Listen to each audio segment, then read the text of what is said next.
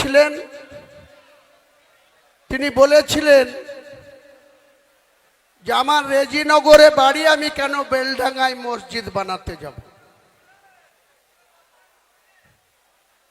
তো রেজিনগরে বাড়ি, বেলডাঙ্গায় মসজিদ করা যাবে না। এটা কোন সাংবিধানিক কথা, কোন মুসলিমের কোরআন হাদিসের কথা? ভারতবর্ষের যে কোনো প্রান্তে মুসলমান তার নামাজ আদায় করার জন্য আল্লাহর ঘর মসজিদ বানাতে পারে, পারে কি পারে না? তাহলে এই যে ক্রস মুসলিম, ক্রস কেন বলছি? এই জনাব ফিয়াদ হাকিমের বাবা বাড়ি ছিল বিহারের গয়াতে। ওনার মা ছিল একজন হিন্দু রমণী, হিন্দু মহিলা। তিনি আর পৃথিবীতে নেই, মৌলানা আজাদ কলেজের অধ্যাপিকা ছিলেন। তাহলে মা হিন্দু, বাবা মুসলিম, ওই জন্য ক্রস বললাম। অর্ধেক মুসলমান, অর্ধেক হিন্দু। তিনি আমাকে সাসপেন্ড করার সময় এই মুর্শিদাবাদ জেলার একজন মন্ত্রী, যার কোনো কাজ নাই, কোনো ফাইল ইনিশিয়েট করতে পারেন না, তার দপ্তরের মাথায় বসে আছেন মাননীয় মুখ্যমন্ত্রী স্নেহধন্য অরূপ বিশ্বাস মহাশয়, পাওয়ার মিনিস্টার। তার এমওএস আছেন আকরুজ্জামান। আমি একবার আমার এক নিকট আত্মীয়, এক বোন, মালদার ইংলিশ বাজারে বিয়ে হয়েছে। এই পাওয়ার দপ্তরে তিনি উচ্চ পদে আসীন আছে, একই জায়গায় পোস্টিং আছে প্রায় 10 বছর ধরে। এই আকরুজ্জামান আমার বন্ধু, একসঙ্গে দীর্ঘদিন কংগ্রেস করেছি। ওর বাবা হাবিবুর রহমান জঙ্গিপুরের দীর্ঘদিন 4 বারের কংগ্রেস দলের এমএলএ ছিল। ও পেশায় অ্যাডভোকেট। ও প্রণব মুখার্জি প্রায়ত রাষ্ট্রপতি বা কংগ্রেস নেতা, ভারতবর্ষের বিভিন্ন পদে ছিলেন। সেই প্রণব বাবুর খুব স্নেহধন্য ছিল। আমরাও একসময় প্রণব বাবুর খুব স্নেহধন্য ছিলাম। আমার বাড়ি থেকে বীরভূমের কিন্নাহারের প্রণব মুখার্জির বাড়ি মিরিটি গ্রাম, ঠিক 32 কিলোমিটার। প্রণববাবু যখনই কিন্নাহারে দুর্গাপুজোতে নিজের বাড়িতে আসতেন, সে রাষ্ট্রপতি থাকাকালীন বলুন, আর ফাইন্যান্স মিনিস্টার থাকাকালীন বলুন, ফরেন মিনিস্টার থাকাকালীন বলুন, ডিফেন্স মিনিস্টার থাকাকালীন বলুন, যোজনা কমিশনের ভাইস চেয়ারম্যান থাকাকালীন বলুন, প্রণববাবু কিন্তু বাড়িতে দুর্গাপুজোতে আসলেই আমাদেরকে খুব স্নেহ করে পুজোতে ইনভাইট করতেন। আমিও ঠিক টাইম বের করে, প্রণববাবু বলেছেন তাই মিরেটির বাড়িতে চলে যেতাম।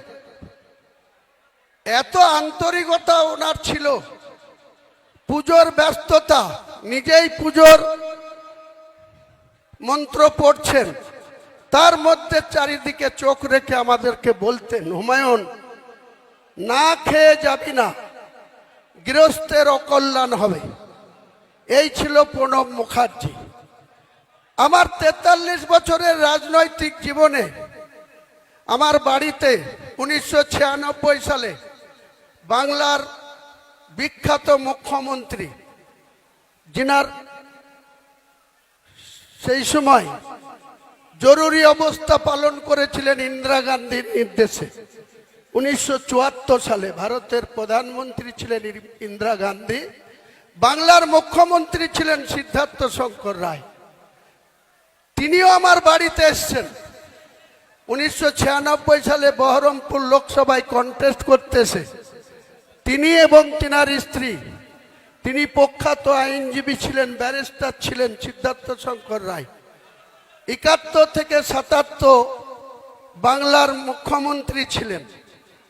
তার স্ত্রী মায়া রায়ও আমার বাড়িতে এসেছিলেন। প্রণববাবু আমার বাড়িতে এসছেন। অধীর বাবু 1996 সাল থেকে 2012 সাল শুধু 100 বার এসছেন, 100 বার। শুধু আসেননি, বাড়িতে লাঞ্চ করেছেন, কখনো ডিনার করেছেন, কখনো আমার সঙ্গে খুব সুন্দর আলোচনা হয়েছে। এই পরিবেশে আমাদের রাজনীতিটা মুর্শিদাবাদে করতাম। নিয়তি কখনো কখনো মানুষের মৃত্যু দেয় অ্যাক্সিডেন্টে, কখনো কখনো কারোর সঙ্গে সম্পর্ক বিচ্ছেদ ঘটিয়ে দেয় কোনো একটা ছোট্ট কারণে। তাই অধীর বাবুর পারিবারিক কিছু সমস্যার সম্মুখীন হয়ে আমাকে 2012 সালের 16ই নভেম্বর, যেদিন কংগ্রেস দলটা ছেড়েছিলাম, সেদিন আমি কংগ্রেস দলের 5টা পোস্ট হোল্ড করতাম। মুর্শিদাবাদ জেলায় কিষাণ কংগ্রেসের সভাপতি ছিলাম, মুর্শিদাবাদ জেলায় অধীর বাবুর কমিটিতে জেনারেল সেক্রেটারি ছিলাম, মুর্শিদাবাদ জেলার বেলডাঙ্গা 2 ব্লকের 11টা অঞ্চলের ব্লক সভাপতি ছিলাম, মুর্শিদাবাদ জেলায় অধীর বাবুর এমপি ল্যাডসের চেয়ারম্যান ছিলাম, ডেভেলপমেন্টটা দেখতাম। এছাড়াও পিসিসির সদস্য সহ অনেক পোস্ট হোল্ড করেছিলাম। কিন্তু আমি যখন সিদ্ধান্ত নিলাম যে আমি আর কংগ্রেস দলটা করতে পারছি না, কেন জানেন? অধীর বাবুর বাড়ির লোকরা আমাকে জাত তুলে অপমান করেছিল, জাত তুলে কথা বলেছিল। আমি অধীর বাবুকে বলেছিলাম, আমি এ কথা শুনতে রাজি নই। আপনি কংগ্রেসের দলের সভাপতি, এমপি, আমি কংগ্রেসের নির্বাচিত এমএলএ, এতগুলা পোস্ট হোল্ড করে আছি। আমি নিঃস্বার্থে মানুষের জন্য রাজনীতি করি। আমার টাকার প্রয়োজন, সেটা ব্যবসা করে রোজগার করি। কারোর সঙ্গে মিথ্যাচার করে কোনো পয়সা কোনো দিন রোজগার করিনি। ছোট থেকেই ব্যবসা করেছি, পড়াশোনা চালাতে চালাতে ব্যবসা করেছি। আমি আমার বাবার 5 সন্তান, আমাদের 3টে বোন, 5টা ভাই, আমি ছোট।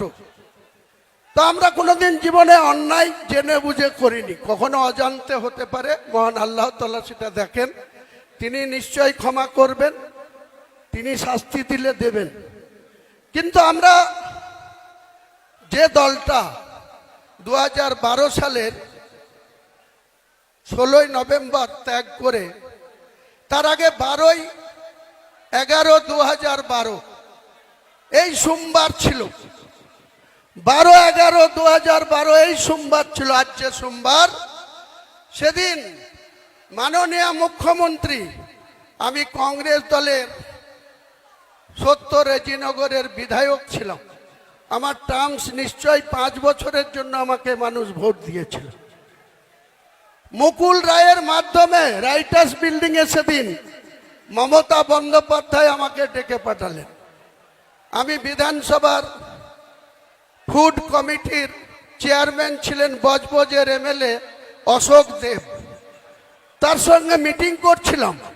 ঠিক সোমবার 12/11/2012 মুকুল রায় আমাকে তার লালবাতিওয়ালা গাড়িতে বিধানসভা থেকে তুলে নিয়ে আমাকে রাইটার্সে নিয়ে গেলেন। রাইটার্সে মুখ্যমন্ত্রী সবসময় কাজে ব্যস্ত থাকেন, তিনার অনেক ব্যস্ততা। তার মধ্যে দিয়ে আমাকে 35 মিনিট সময় দিলেন এন্টি চেম্বারে। উনি আর ওনার সেক্রেটারি গৌতম সান্যাল, আজও আছে তার পিছনে, গৌতম সান্যাল আর আমি আর উনি,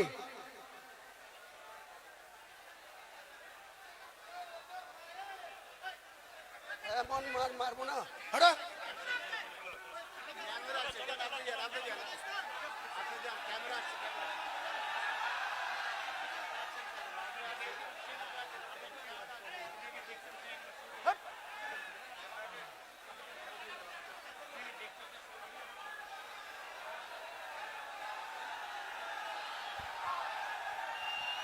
তো আমি সেদিন মমতা বন্দ্যোপাধ্যায়ের সঙ্গে কোনো কিছু চাইনি, মন্ত্রী হতে চাইনি, আমি বলেছিলাম আমি কংগ্রেস দলের বিধায়ক। উনি 2011 সালে উনি কংগ্রেসের সঙ্গে জোট করেছিলেন। উনার দলের প্রার্থী জিতেছিল 182, কংগ্রেস 65টা সিটে লড়ে 42 জন। 42 জনের মধ্যে আমি হুমায়ুন কবির 70 রেজিনগরে ছিলাম। আর এই মুর্শিদাবাদে মমতা ব্যানার্জির দলের একটা মাত্র প্রার্থী জিতেছিল 2011, সাগরদিঘি সুব্রত সাহা, তাও আর মাত্র 48,000 ভোট পেয়ে। কেন 48,000 ভোট পেয়ে জিতলেন? তার এগেইনস্টে 3টে মুসলিম প্রার্থী ছিল। একজন নির্দল না, আসামের আজমল সাহেবের পার্টির প্রার্থী ছিল, একটা সিপিএম ছিল, একটা কংগ্রেস ছিল। চুপেন, একটু থামুন, আমি আধ ঘন্টায় বলে শেষ করে দেবো। সবাই একটু থামুন, সবাই থামুন, কথা বললে আমার অসুবিধা হচ্ছে, চুপচাপ থাকুন। তো সেদিনকে মাত্র 48,000 ভোট পেয়ে এই 22টা বিধানসভার মধ্যে সাগরদিঘি বিধানসভাটা তৃণমূল পেয়েছিল। তাহলে তৃণমূল নামক দলের কি শক্তি ছিল মুর্শিদাবাদ জেলায়, আপনারা একটু ঠান্ডা মাথায় চিন্তা করুন। বাংলার মুখ্যমন্ত্রী হয়েছেন, কিন্তু এই মুর্শিদাবাদে আজকে যিনি বেলডাঙ্গার এমএলএ, আজকে যিনি রেজিনগরের এমএলএ, 2011-তে এদের কোনো এমএলএর কন্টেস্টিং তালিকায় না কংগ্রেসে না তৃণমূলে কোনো পার্টির সঙ্গে কোনো এরা তালিকাভুক্ত ছিল না। বেলডাঙ্গায় কে ছিল? শফিউজ্জামান। রেজিনগরে কে ছিল? হুমায়ুন কবির। রানীনগরে কে ছিল? ফিরোজা বেগম। মুর্শিদাবাদে কে ছিল? শাউনি সিংহ রায়। রঘুনাথগঞ্জে কে ছিল? আকরুজ্জামান। ফারাক্কায় কে ছিল? প্রায়ত মইনুল হক। এইরকম করে আমরা 22টা সিটে লড়ে 14টা জিতেছিলাম। আর যে লেমফোর্ড, যে মার্ক্সবাদী কমিউনিস্ট পার্টির নেতৃত্বে 13 জোটের প্রার্থী 34 বছর সরকার চালিয়েছিল, তাদের মাত্র 7টা সিট জিতেছিল। একটা মাত্র তৃণমূলের জোড়া ফুলে মাত্র 48,000 ভোট পেয়ে তিনি নির্বাচিত হয়েছিলেন, তিনাকেই মন্ত্রী করে দিলেন। 2016-তে কি হলো? যে হুমায়ুন কবির 2012-তে বিনা শর্তে কোনো কন্ডিশন ছাড়াই নিজের বিধায়ক পদটা তুচ্ছ করে দিয়ে মমতা বন্দ্যোপাধ্যায়ের উপরে আস্থা ভরসা রেখে মুকুল রায় আমাকে ওনার চেম্বারে ঢুকিয়ে দিয়ে বাইরে চলে আসলেন। সাক্ষী শুধু তার গৌতম সান্যাল আর তিনি নিজে। আমি আজকে আবার একবার মমতা ব্যানার্জিকে চ্যালেঞ্জ করছি, আপনার যদি সত্যি কথা বলার মানুষের কাছে সৎ সাহস থাকে, তাহলে আপনার প্রিয় চ্যানেল 18 একদিন আপনি বসুন, বিশ্ববাবু মজুমদার বসবে আর আপনি বসবেন আর আমি বসবো আমি। আপনি বাংলার মানুষকে কতটা মিথ্যাচার করেন সেদিন প্রকাশ পাবে। বাংলার মানুষ দেখবে, ভারতবর্ষের মানুষ দেখবে যে আপনি মানুষকে ইউজ অ্যান্ড থ্রো, কাজের সময় কাজী আর কাজ ফুরালে পাঁচি। কতদিন আপনার এই শক্তি থাকে? মমতা বন্দ্যোপাধ্যায়কে আমি চ্যালেঞ্জ করছি, আপনার সৎ সাহস থাকলে, সততা থাকলে আপনি বিশ্ববাবুকে ডেট দেন, আপনার সময় মতো বের করুন। আমাকে ডাকলেই বিশ্ববাবু মেসেজ দিলেই আমি কলকাতায় চলে যাব, স্টুডিওতে বসবো। আপনার সঙ্গে যদি আমি কোনো গদ্দারি করে থাকি, কোন রকম কোনো অসহযোগিতা করে থাকি, নিশ্চয়ই আপনি বলবেন। আর আপনি আমার সঙ্গে কতটা মিথ্যাচার করেছেন, কত রকম মিথ্যাচার করেছেন, সেদিন বাংলার মানুষকে একবার নতুন করে আর একবার মনে পড়াবো, জানাবো। সিদ্ধান্ত নেওয়ার মালিক বাংলার জনগণ, সিদ্ধান্ত বাংলার মানুষ নেবে। আপনি আমাকে বলছেন গদ্দার। আপনি রাতের অন্ধকারে মালদা থেকে এসে আপনি আমাকে সাসপেন্ড করার কার সাথে কথা বললেন? লালগুলার বিধায়ক মোহাম্মদ আলী, ওই রঘুনাথগঞ্জের বিধায়ক মন্ত্রী আকরুজ্জামান। মুর্শিদাবাদের এমপি আবু তাহের খান, বহরমপুর পৌরসভার পৌরপিতা নারুগোপাল মুখার্জি, কাঁদির বিধায়ক সাংগঠনিক সভাপতি অপূর্ব সরকার, তাদের সঙ্গে বসে আলোচনা করে বললেন যে হুমায়ুন কবিরকে যদি দল থেকে সাসপেন্ড করি বা বের করে দিই মুর্শিদাবাদের ক্ষতি হবে। তারা নির্দ্বিধায় বলে দিল কোনো ক্ষতি হবে না। আমি মমতা ব্যানার্জি আপনাকে মুর্শিদাবাদে 2011-তে একটা পেয়েছিলেন, আর 2004-এ আমাকে প্রার্থী না দিয়ে শুভেন্দুর কথায় 22টা প্রার্থী দিয়ে 4টে জিতেছিলেন। আর হুমায়ুন কবির আবার আপনার হাতে পায়ে ধরে এই তৃণমূলে এসে 20টা পায়ে দিয়েছিলাম। আজকে চ্যালেঞ্জ আমার, কোন শক্তি থাকলে মুর্শিদাবাদে আপনি খাতা খুলে দেখাবেন। মুর্শিদাবাদে 22টা সিটে আপনি খাতা খুলবেন। 2 বিজেপি আছে, বিজেপি হয়তো 2-1টা সিট বাড়িয়ে নিতে পারে। তাদের যা কৌশল, তাদের যা অর্থবল, তাদের যা কৌশল অবলম্বন করে চলছে। কিন্তু আমি চ্যালেঞ্জ করছি, আমি বেঁচে থাকলে মমতা বন্দ্যোপাধ্যায় জুড়া ফুলের জিরো করব, জিরো করব, জিরো করব। আর ওই করিমপুরে লাত খাওয়া নেতা জয়প্রকাশ মজুমদার, ও আমার কাছে রাজনীতিতে নকরযোগ্য না। একটা লুঙ্গি পড়া লোকের লাত খেয়ে সে তৃণমূলের নেতাদের হাতে পায়ে ধরে সহকারী সভাপতি হয়ে বড় বড় লেকচার মারছে। আবার আরেকজন আছে, তার কথা তো বলতেই আমার ঘৃণা লাগে, কুণাল ঘোষ না ছিনাল ঘোষ। এই কুণাল ঘোষ আবার বলছে ক্ষমতা থাকলে ব্রিগেডে করে দেখাক। হ্যাঁ কুণাল ঘোষ, হ্যাঁ মমতা ব্যানার্জি, তোমাদেরকে আগামী জানুয়ারি মাসে আমি ব্রিগেড ময়দানে সভা করে দেখাবো। তোমাদের রাজনৈতিক মৃত্যু ঘণ্টা সেদিন বাজিয়ে দিব কলকাতার ব্রিগেড। পারলে তোমরা ঠেকিয়ে নিও, পারলে হুমায়ুন কবিরকে রুখে দিবা। আমি তারিখ ঘোষণা করছি না, 31শে জানুয়ারির আগেই হবে। জানুয়ারি মাস পার হতে দেব না, কারণ আপনারা জানেন ব্রিগেড মাঠটা সেন্ট্রাল গভর্নমেন্টের আন্ডারে, তাদের এনওসি নিতে হবে। এনওসি তো অনেক কিছু আটকাবার চেষ্টা করবে, সে আমি নিশ্চয়ই চেষ্টা চরিত্র করে যদি আমি এনওসি পাই ব্রিগেডেই। আপনি এক সময় মমতা ব্যানার্জিকে কি বলেছিলেন? চোরের রানী বলেছিলেন।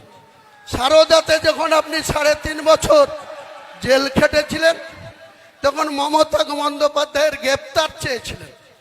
কে চেয়েছিল? হুমায়ুন কবির চেয়েছিল না কোনো মুসলিম চেয়েছিল? আপনি কুণাল ঘোষ চেয়েছিলেন, মমতাকে চোরের রানী বলেছিলেন। আমি বলিনি, হুমায়ুন কবির বলিনি, বাংলার কোনো মুসলমান সম্প্রদায় মমতা বন্দ্যোপাধ্যায়কে চোর বলেনি, কিন্তু আপনারা বলেছিলেন। আর মমতা বন্দ্যোপাধ্যায় এত গুণবলিতে ভরা, যে যত বেশি গাল দেবে তার অত বেশি প্রমোশন হবে মমতা ব্যানার্জির কাছে। যে যত বেশি ওকে গাল দেবে, মমতা ব্যানার্জি, বুদ্ধবাবু আজকার পৃথিবীতে নেই। বুদ্ধবাবু আপনার মতো 11 বছর মুখ্যমন্ত্রী ছিল, আর জ্যোতিবাবুর মন্ত্রিসভায় দীর্ঘদিন পুলিশ মন্ত্রী, অন্যান্য সাংস্কৃতিক দপ্তরের মন্ত্রী ছিল। তার কি অবস্থা? তার একটা মাত্র মেয়ে, তার স্ত্রীর নাম মীরা ভট্টাচার্য। তিনারা কোন জায়গায় থাকতেন? বালিগঞ্জ একটা সরকারি ছোট্ট ফ্ল্যাটে, যেখানে কংগ্রেস নেতা প্রদীপ ভট্টাচার্যও থাকে, বুদ্ধবাবুও থাকতেন। আজকে আপনি বলেন সততার প্রতীক। 30B হরিশ চ্যাটার্জি স্ট্রিটে আপনার কতটা, আপনার বাবার নামে কতটা সম্পত্তি ছিল আপনি দেখাতে পারবেন? বাংলার মানুষের ভোট নিয়ে মুখ্যমন্ত্রীর চেয়ারে বসে আপনার পরিবারের প্রত্যেকটা সদস্য ফুলে ফিপে একদম আকাশ ছোঁয়া জায়গায় পৌঁছে গেছে। আর আপনি বাংলার মানুষের জন্য যেদিন 13 মে 2011 বুদ্ধবাবুদের পরাজয় ঘটেছিল, 7 দিন পরে 20 মে আপনি বাংলার মুখ্যমন্ত্রী হয়েছিলেন। সেদিন বাংলার মানুষের মাথা পিছু আয়ের কত ছিল, টোটাল আয় কত, ঋণ কত ছিল? 1,96,000 কোটি। আপনি খেলা মেলা পুজো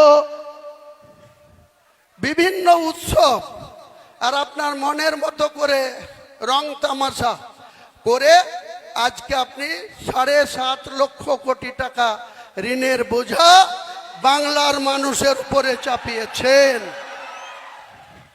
আপনাকে এর জবাব 2026-এ বাংলার মানুষ নেবে। একইভাবে আমি বিজেপিকে সতর্ক করছি, আপনি যখন বলছেন যে কটা মুসলিম এমএলএ জিতে আসবে 26-এ তাদের চ্যাংদুলা করে আপনি নাকি রাস্তায় ফেলবেন। আমিও লিডার অফ দ্য অপোজিশনকে চ্যালেঞ্জ করছি, আমরা জিতে যাব এবং অধিকাংশই আমার দলের যদি 200টা সিটে লড়ি 100টা সিট গ্যারেন্টি জিতে যাব। সেখানে হয়তো 70 মুসলিম থাকবে, 30টাও হিন্দু থাকবে। আপনার বাবা শিশির বাবুর ক্ষমতা থাকলে আমার গায়ে হাত দিয়ে দেখব আপনি কত বড় পালোয়ান। বাংলার মেদিনীপুরের ছেলে, আমিও মুর্শিদাবাদের ছেলে। আমাকে 1 আঙুল দেখালে আপনাকে 2 আঙুল দেখাবো। রাজনৈতিকভাবে চ্যালেঞ্জ আপনি অ্যাকসেপ্ট করুন। অনেক শুনেছি আপনি সাংবিধানিক চেয়ারে ওত নিয়ে লিডার অফ দ্য অপোজিশন হয়ে আপনি বলবেন আমি হিন্দুদের জনপ্রতিনিধি। এটা সংবিধানে বলা যায়? আমি হুমায়ুন কবির, ভোট যারাই দিক, আমি ভোট পেয়ে নির্বাচিত সার্টিফিকেট পেয়েছি। মুর্শিদাবাদ সহ বাংলার 11.5 কোটি মানুষের 294 জন এমএলএ, তারা 11.5 কোটি মানুষের জনপ্রতিনিধি। আমি হয়তো বেশি আমার 69 ভরতপুরকে প্রায়োরিটি দিই, কিন্তু আমাদের কর্তব্য বাংলার আপামর সব ধরনের মানুষের জনপ্রতিনিধি হচ্ছে 294 জন, আর 42 জন হচ্ছে সাংসদ, আর রাজ্যসভার সাংসদও আছে এই রাজ্যে থেকে 13 না 14টা। তাহলে আপনারা শুধু মানুষের সঙ্গে মিথ্যাচার করবেন। মুসলমানদেরকে আমাদের একজন বলছিলেন, আমাদের মেদিনীপুরের পশ্চিমের যিনি সভাপতি, যে মুসলমানদেরকে আপনি বলছেন দুধেল গায়। কি দিয়েছেন মুসলমানদের আপনি? কিছু মুসলমান আছে 1 মাস ব্যাপী রোজা রাখার পর আমাদের খুশির ঈদের জন্য গোটা বাংলা না গোটা ভারতবর্ষে জমা মসজিদ থেকে শুরু করে ভারতবর্ষের মুসলিমরা পুরুষ মানুষরা ঈদের ময়দানে নামাজ পড়তে যায়। সেখানে কোথাও মহিলাদের এন্ট্রি নেই। 10 বছরের নিচে বাচ্চারা যায় খুশির ঈদে, কিন্তু প্রাপ্তবয়স্ক কোনো মহিলা ঈদের ময়দানে যাওয়া নিষেধ আছে। কিছু মুনাফেক বাক্কা মুসলমানকে হাত করে আপনি ঈদের ময়দানে গিয়ে আপনি বড় বড় হিজাব পরে ভাষণ দেবেন, আর মুসলিমদের উন্নয়ন হয়ে গেল? কটা মুসলিমকে চাকরি দিয়েছেন আপনি? 6টা দপ্তরের মন্ত্রী আছেন, 3-6-18টা প্রতি বছর আপনি চাকরি দিতে পারেন। কটা মুসলমানকে দিয়েছেন? আপনি যে স্পিকার করে রেখেছেন বিমান বন্দ্যোপাধ্যায়, বারুইপুর থেকে নির্বাচিত, সেও 6টা করে প্রতি বছর চাকরি দিতে পারে। কটা মুসলমানকে দিয়েছেন? শুধু মুখে মুসলমানদের ভালোবাসা। মুসলমান অত বোকা নেই, মুসলমান আজ আর মূর্খ নেই, মুসলমান অনেক শক্তিশালী জায়গায় পৌঁছেছে। একটা কথা আছে না কবিগুরুর, তোমাকে বধিবে যে গোকুলে বাড়িছে সে। মুসলমানরা তোমাকে জবাব দেবে। ওয়েট করেন মুখ্যমন্ত্রী, আর আপনার পালোয়ান ভাইপুকেও বলুন যত খুশি আইপ্যাকের লোককে পাঠান, আর যে 3 মাস বাকি আছে লুটে নেন, যা পারবেন লুটে নেন। 3 মাস পরে আর আপনাদের আইপ্যাকের ডাকে কেউ যাবে না, যাওয়া বন্ধ করে দেবো। মুর্শিদাবাদে এখন থেকেই বন্ধ হয়ে যাবে, আর রাজ্যেও বন্ধ করে দেব। আর আপনার আইপ্যাক আছে, আপনি যে টাকা খরচ করে আইপ্যাককে রেখেছেন, এর আগে একজন প্রশান্ত কিশোর, তিনাকে 2020 সালে কত কোটি টাকা চুক্তি করে নিয়ে এসেছিলেন। সেই প্রশান্ত কিশোর আপনাকে তৃতীয়বারের জন্য মুখ্যমন্ত্রী পদে বসিয়ে দিলেন। 100 কোটি দেওয়ার কথা ছিল, তার 2/3 দিয়েছেন, 1/3 দেননি। সে গুছা করে চলে গেছে। তারই একটা সংস্থাকে আবার আইপ্যাক বানিয়ে 20 বছর, 28 বছর, 26 বছর, 30 বছরের নন বেঙ্গলি ছেলেদের এনে আপনি এখানে টাকা লুটছেন, আর মুখে বলছেন বাঙালি। মুখে বাঙালি। শত্রুঘ্না সিনহা কোন বাঙালি? ইউসুফ পাঠান কোন বাঙালি? কীর্তি আজাদ কোন বাঙালি? লজ্জা করে না আপনার মানুষকে ভাওতা দিতে, মিথ্যাচার করতে?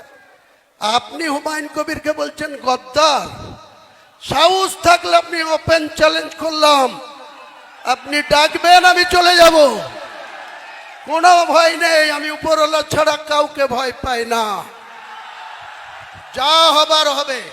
আপনার সৎ সাহস থাকলে আপনি চ্যানেল 18-এ বিশ্ববাবুর চ্যানেলে বসবেন, আপনার ঠিক উল্টো চেয়ারে বসে আপনার প্রশ্ন উত্তরের জবাব আমি দেব, আর আপনি আমার প্রশ্নের জবাব দেবেন।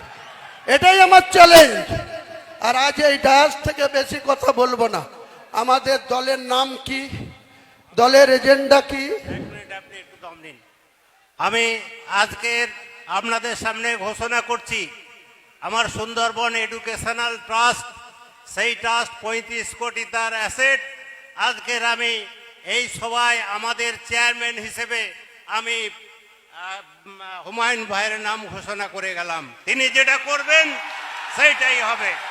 তার নেতৃত্বে আমরা আছি, থাকবো। এখানে এই মসজিদ বাবা কালিদাস এখানে এসে উদ্বোধন করে যাবেন, ইনশাআল্লাহ সে ব্যবস্থা আমরাও করব। আমরা হুমায়ুন ভাইয়ের পাশে আছি। যদি একটা মাথা নয়, যদি আর একটা মাথা দরকার হয়, তাহলে শাহজাহান মল্লিকের মাথাটা আমি আজকে সমর্পণ করে গেলাম, ইনশাআল্লাহ। এই বলে বক্তব্য। শাহজাহান সাহেবকে আমার লাখো লাখো শুকরিয়া, সালাম, আদাব জানাই। এত বড় একটা সিদ্ধান্ত জনমানুষের সামনে ঘোষণা করার জন্য আবার আমি আপনাকে সালাম জানাই। তো আমি মমতা বন্দ্যোপাধ্যায়কে ব্যক্তিগতভাবে একজন বাংলার নেত্রী হিসাবে, ত্যাগী মহিলা হিসাবে, অনেক ছোট থেকেই যখন কংগ্রেস করতাম, উনি যখন প্রদেশের সভানেত্রী ছিলেন যুবর, তখন আমরা এই জেলায় প্রায়ত মান্নান হোসেন জেলা সভাপতি, আমরা ব্লক সভাপতি জেলা কমিটিতে। 1997 সালে তৃণমূলের জন্মের আগে উনি একটা ডিএম অফিসে তালা দেওয়ার কর্মসূচি করেছেন।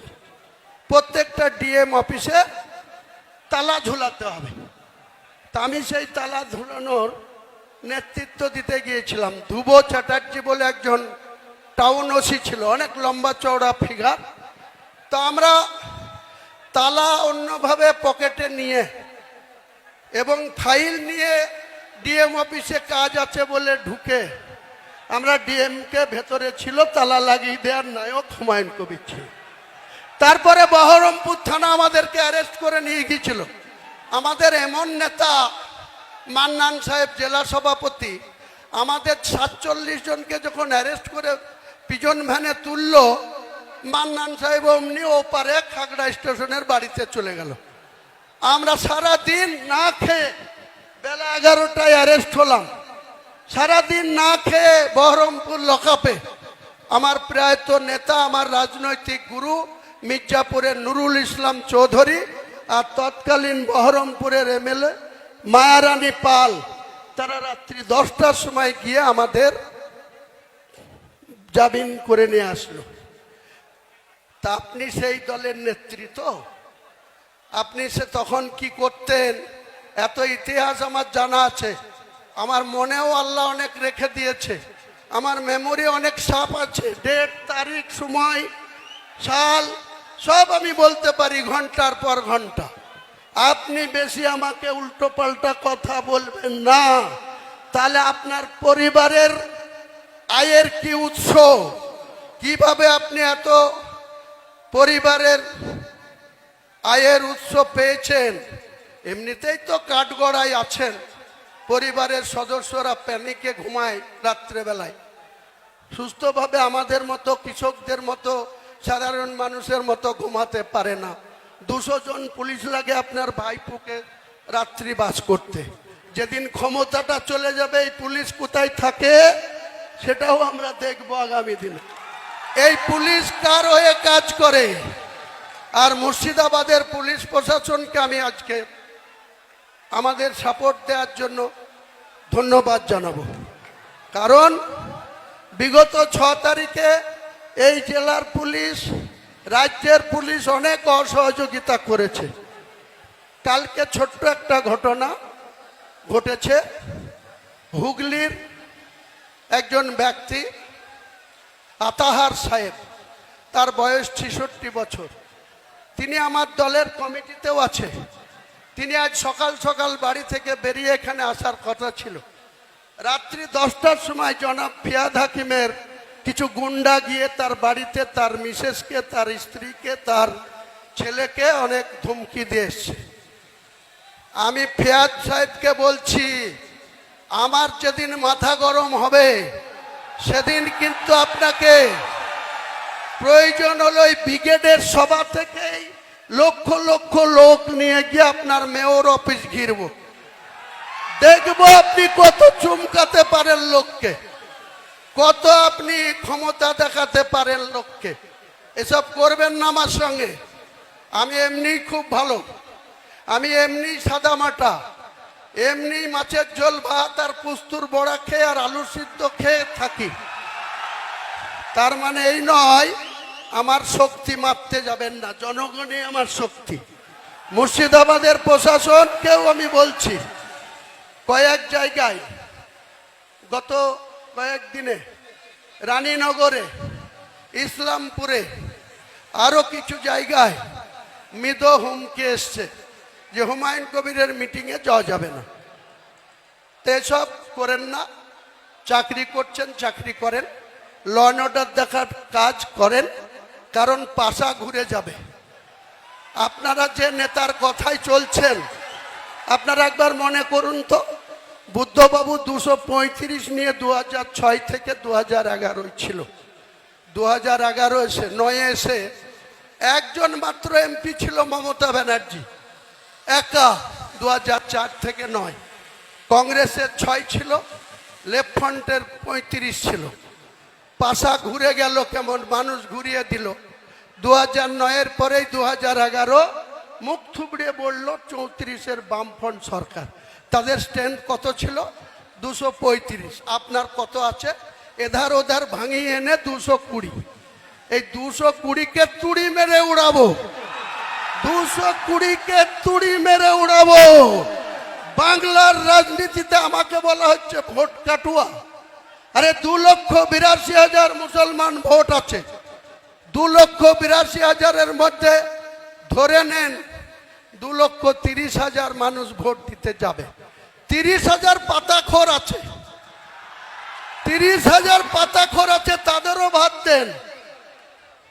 2 লক্ষ ভোট, 1,60,000 যেদিন হুমায়ুন কবিরের দলের পক্ষে পড়বে, আপনার সরকার চিৎপটাং হয়ে ওই ভাগীরথীতে পড়বে।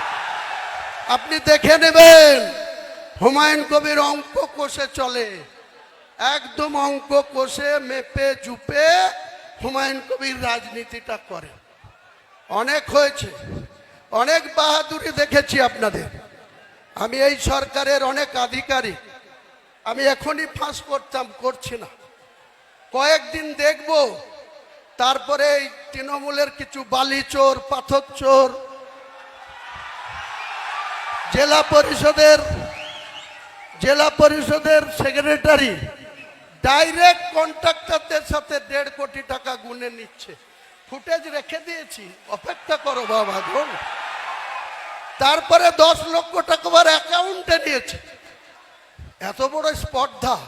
আর মমতা হচ্ছে সতী সাত্রী সাবিত্রী, নেত্রী হচ্ছে খুব সতী সাত্রী সাবিত্রী। আপনার দলের আধিকারিকদের এত স্পর্ধা হয় কোথা থেকে? কোথা থেকে হয় মুর্শিদাবাদের মানুষের অর্থকে এইভাবে লুট করা? যান বীরভূম, পাথরের খাদান থেকে একটা পাথরের ডাম্পার লোড হয়ে আসছে। গোটা বীরভূমের থানাগুলো আসতে মাত্র 4,000 টাকা খরচা হয়। যেই মুর্শিদাবাদের বেলগ্রাম ঢুকবে বড়ুয়া থানায়, শুরু হয়ে যাবে একাই একটা থানাতে 4,000। যেই কাঁদি আসবে, এক মহান মাতব্বর আছে মৃণাল সিনহা, কাঁদির আইসি, অমনি তার পাওয়ার 6,000 টাকা লাগবে গাড়ি পিছু। তাহলে 4 আর 6 10,000। বহরমপুর এসে হেডকোয়ার্টার, সেটা আবার নেমে যায় 2,000। এই তুলাবাজির ভাগ কে নেয়? তুলাবাজির ভাগ কোথায় যায়?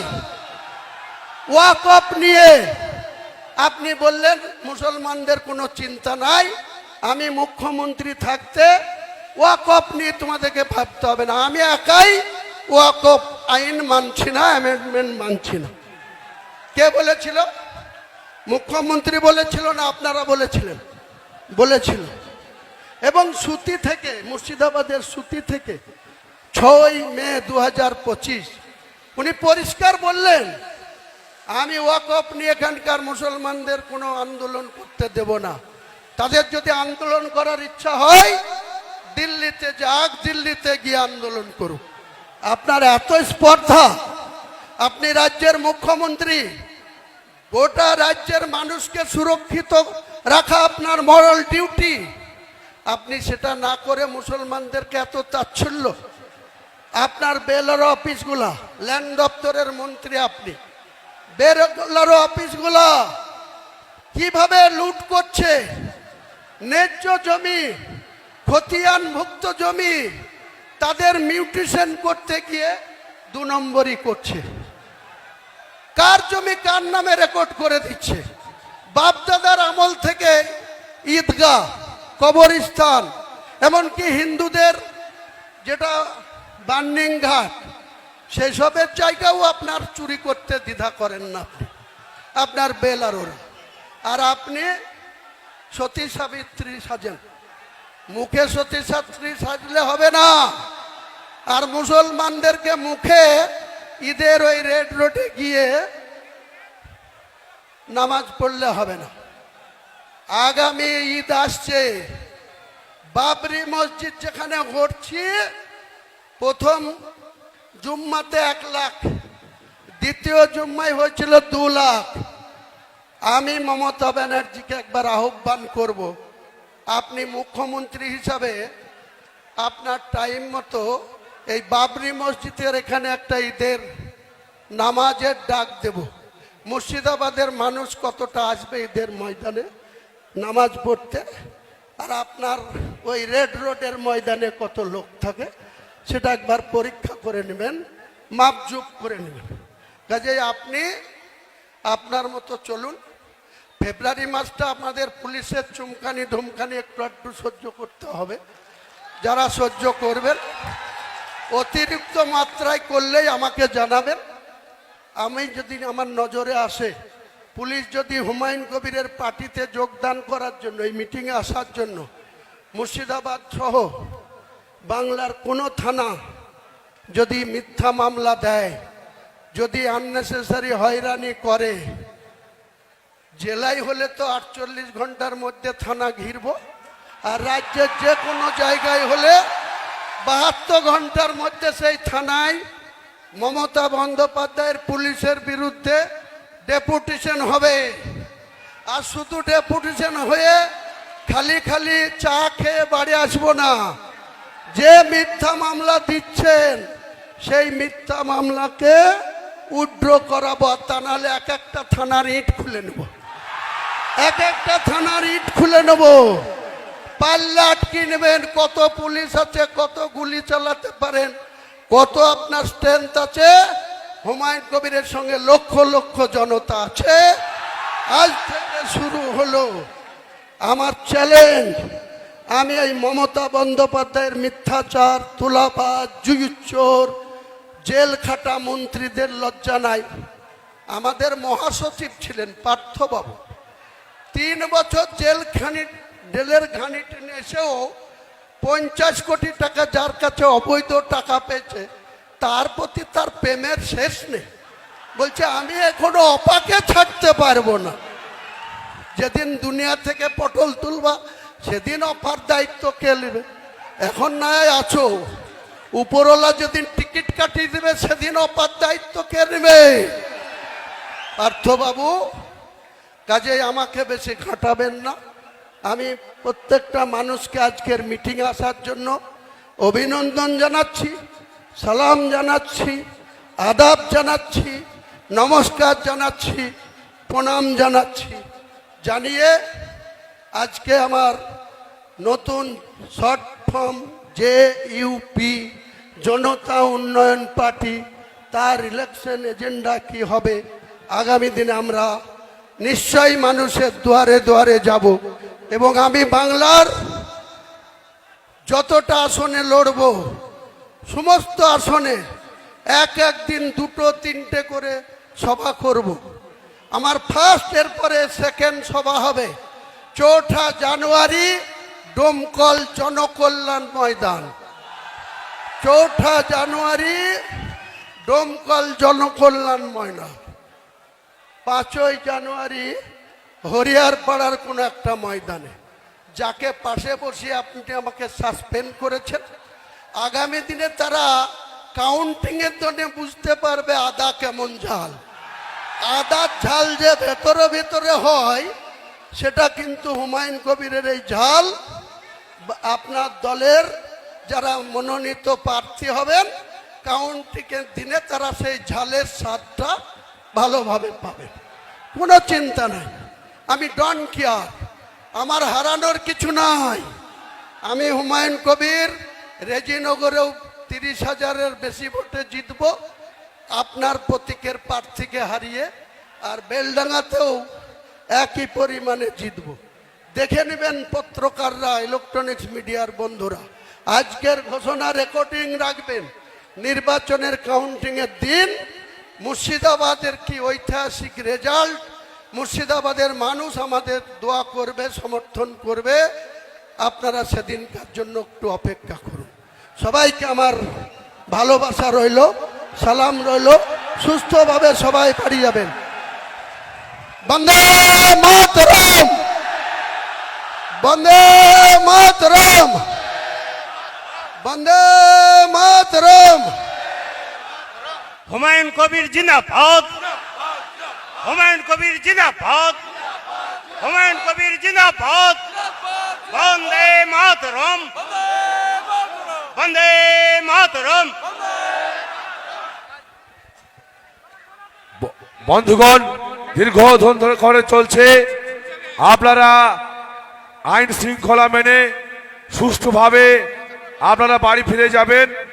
আজকের এই ঐতিহাসিক জনসভায় রেজিনগর বিধানসভার অবজারভার ISF এর গোলামের নেতৃত্বে 2000 এবং জয়নগরের উসমানের নেতৃত্বে 500 জন, কালীগঞ্জের প্রায় 2000 TMC এবং কংগ্রেস ছেড়ে লোকনাথপুরের হামিদ মোল্লার নেতৃত্বে 500 জন, হুমায়ুন সাহেবের নেতৃত্বে আজকে জনতা উন্নয়ন পার্টিতে যোগদান করলো।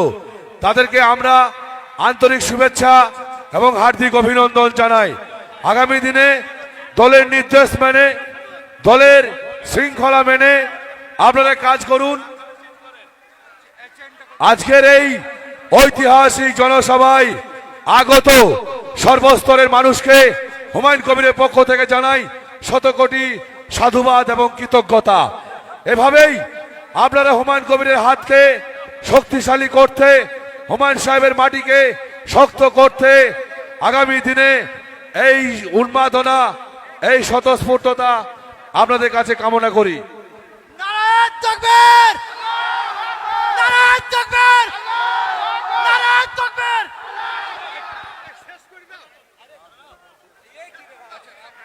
আজকের এই জনসভা এখানেই সমাপ্ত ঘোষণা করা হলো। আপনারা সুশৃঙ্খলভাবে শান্তিপূর্ণভাবে বাড়ি চলে যান।